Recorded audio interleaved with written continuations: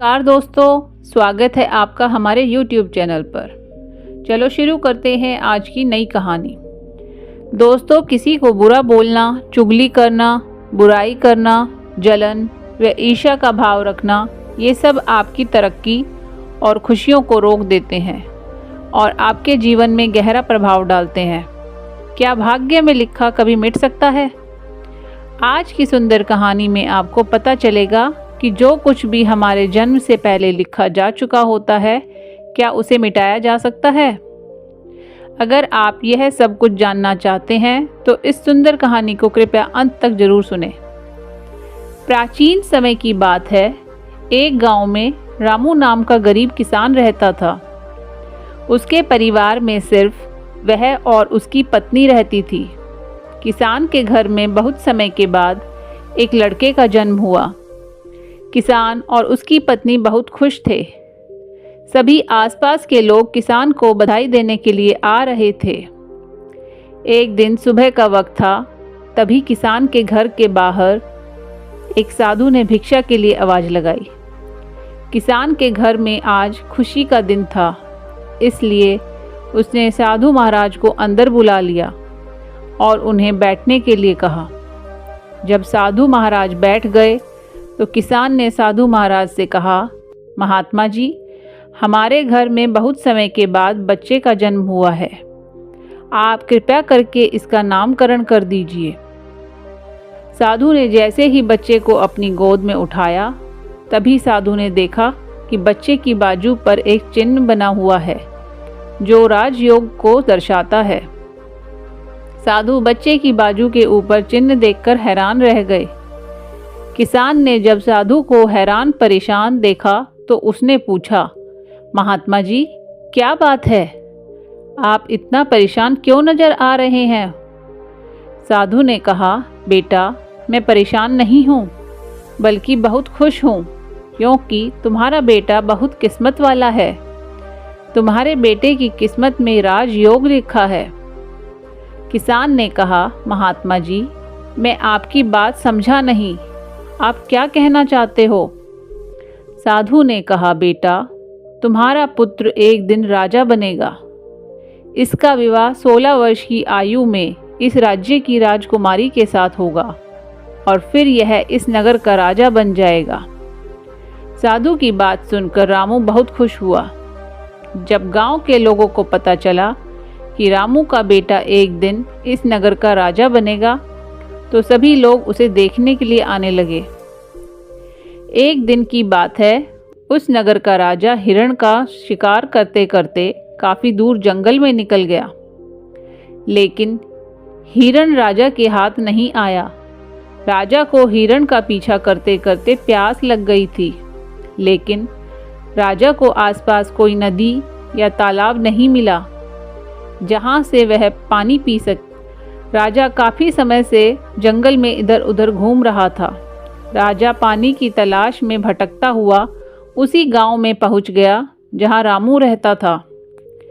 तभी राजा की नज़र एक महात्मा के ऊपर पड़ी। राजा ने महात्मा से पानी मांगा। महात्मा ने राजा को रुकने के लिए कहा और अपनी कुटिया के अंदर से पानी लेने के लिए चले गए। महात्मा ने पानी लाकर राजा को दिया। राजा पानी पीने लगा। पानी पीने के बाद राजा ने देखा कि बहुत सारे लोग बाहर इकट्ठे हो रहे थे। राजा ने महात्मा से उन लोगों के बारे में पूछा तो महात्मा ने कहा, यह सभी रामू के घर जा रहे हैं, क्योंकि उसके घर में एक बहुत ही किस्मत वाले बच्चे का जन्म हुआ है और एक साधु बाबा ने उसके बारे में भविष्यवाणी की है। राजा ने पूछा, बाबा, ऐसी कौन सी भविष्यवाणी की है जिसके कारण सभी लोग वहां जा रहे हैं? महात्मा ने कहा, साधु बाबा ने बताया है कि जब रामू का बेटा 16 साल का होगा तो उसका विवाह इस राज्य के राजा की पुत्री के साथ होगा और उसका पुत्र इस राज्य का राजा बनेगा। महात्मा की बात सुनकर राजा को बहुत गुस्सा आया कि आखिर एक मामूली किसान का बेटा उसकी पुत्री के साथ विवाह कैसे कर सकता है। राजा ने महात्मा से, महात्मा जी, मैं ही इस राज्य का राजा हूँ और आप क्या सोचते हो कि एक मामूली किसान के बेटे के साथ मैं अपनी बेटी की शादी कर दूंगा? महात्मा ने कहा, राजन, जो इसके भाग्य में लिखा है उसे कोई नहीं मिटा सकता। राजा को अपनी ताकत पर बहुत घमंड था। उसने कहा, महात्मा जी, मैं भगवान का लिखा हुआ आपको मिटाकर दिखाऊंगा। महात्मा ने मुस्कुराते हुए कहा, राजन, मैं भी यही हूँ और आप भी यही हैं, देखते हैं। राजा ने महात्मा को प्रणाम किया और वापस अपने राजमहल चला गया।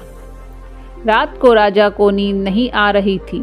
वह यही सोच रहा था कि किसी भी हालत में उस साधु की भविष्यवाणी को सच नहीं होने देना है। अगले दिन राजा अपना वेश बदलकर रामू के गांव में पहुंच गया। लोगों से पूछता पूछता राजा रामू के घर पहुंचा। राजा ने रामू के घर के बाहर जाकर उसे आवाज़ लगाई। रामू उसकी आवाज़ सुनकर घर से बाहर आया और उससे पूछा, आप कौन हो और किस लिए आए हो? राजा ने कहा, मैं सेठ हूँ और मेरे खुद के कपड़े का व्यापार भी है और पास के ही गांव में रहता हूँ। मैंने लोगों से सुना है कि तुम्हारे घर में एक तकदीर वाला बच्चा जन्मा है और उसकी किस्मत में राजयोग लिखा है। रामू ने कहा, हाँ सेठ जी, आपने सही सुना है। राजा ने रामू से कहा, अगर तुम बुरा न मानो तो एक बात कहूँ? रामू ने कहा, हाँ सेठ जी, बोलो।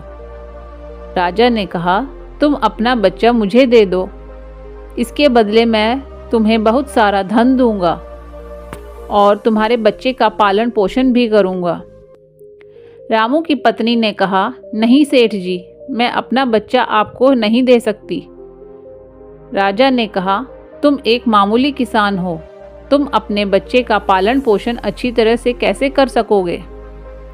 रामू ने सेठ की बात सुनकर कहा, हाँ सेठ जी, आप ठीक कहते हो, हम इस बच्चे का पालन पोषण अच्छी तरह से नहीं कर सकेंगे।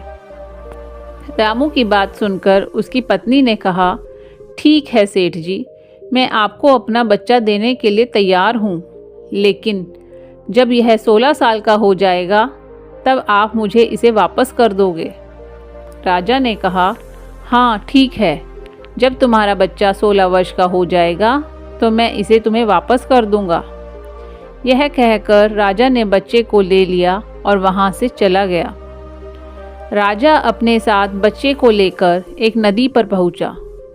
राजा ने सोचा था कि वह बच्चे को नदी में छोड़ देगा और उसकी मृत्यु हो जाएगी, लेकिन बच्चे का मासूम चेहरा देखकर उसे नदी में छोड़ने की हिम्मत नहीं हुई।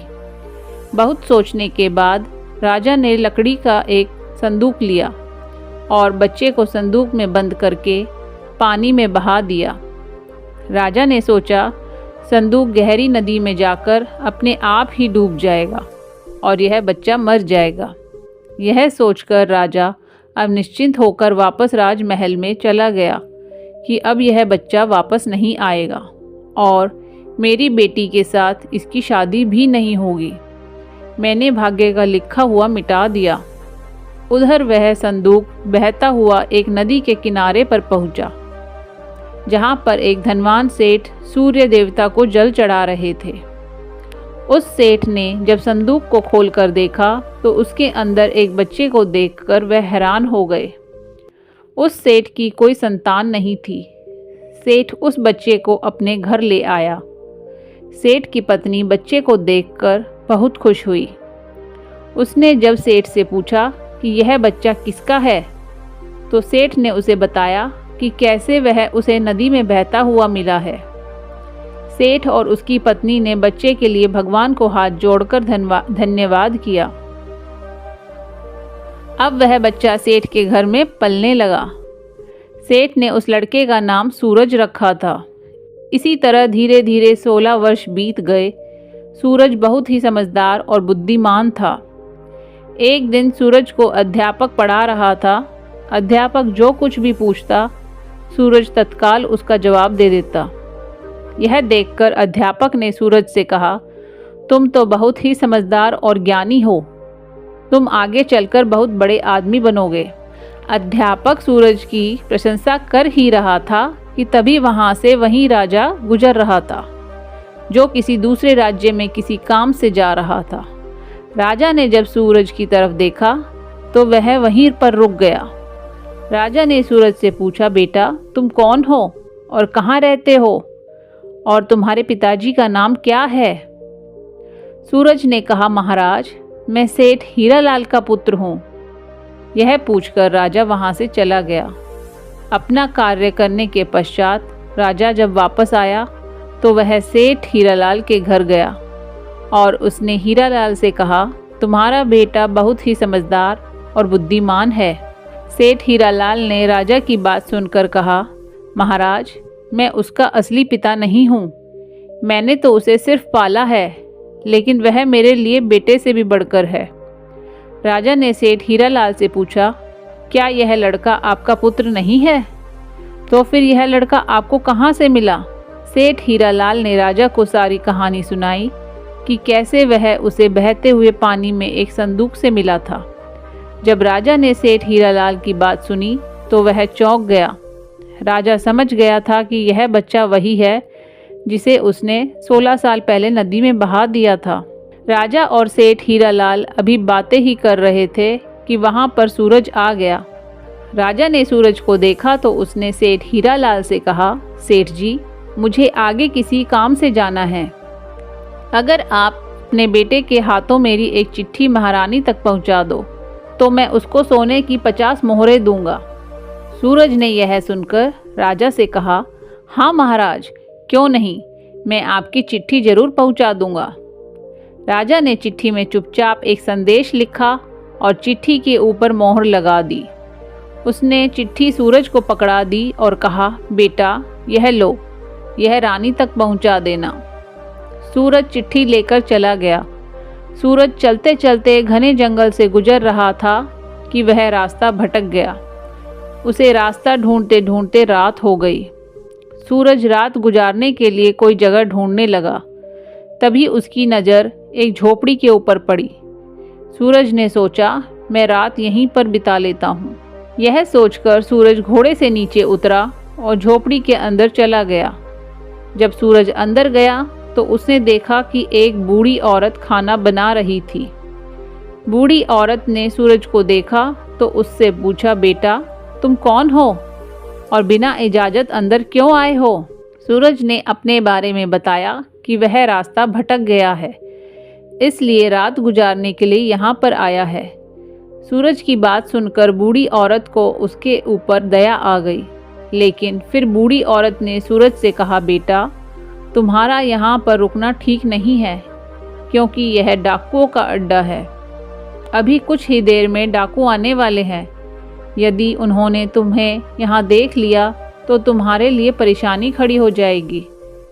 सूरज ने कहा, लेकिन माताजी इतनी भयानक रात में मैं कहीं और जा भी नहीं सकता। अगर मैं बाहर गया तो जंगली जानवर मुझे खा जाएंगे। इससे अच्छा है मैं यहाँ कोने में जाकर लेट जाता हूँ। यह कहकर सूरज कोने में जाकर लेट गया। कुछ समय के बाद डाकू अपने घर वापस आए। डाकुओं ने जब घोड़े को बाहर देखा तो सूरज के बारे में बूढ़ी माता से पूछा। बूढ़ी माता ने उनको बताया, इसका नाम सूरज है। यह बहुत ही नेक दिल बच्चा है और यह राजा के काम से राजमहल जा रहा है। जब डाकुओं ने यह सुना तो उन्हें कुछ संदेह हुआ। वे राजा की हरकतों के बारे में जानते थे, इसलिए उन्होंने सूरज की जेब से चिट्ठी निकाली और उसे पढ़ने लगे। जैसे ही डाकुओं ने वह चिट्ठी पढ़ी तो वह सब समझ गए। बूढ़ी माता ने उनसे पूछा, चिट्ठी में क्या लिखा है?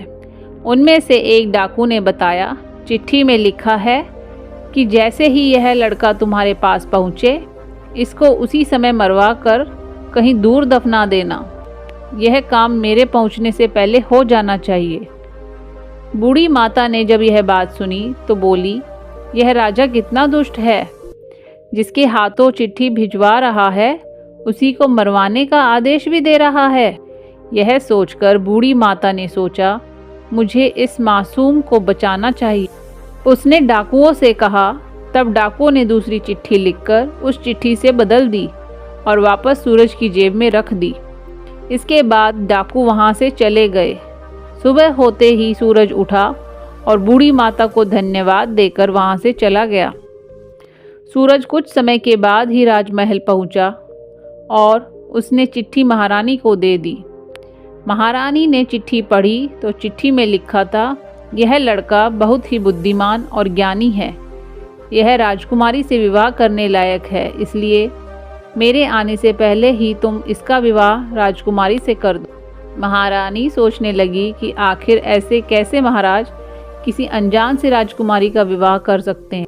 लेकिन फिर उसने देखा कि चिट्ठी पर राजा की मोहर भी लगी हुई थी, इसलिए यह लड़का झूठ नहीं बोल रहा।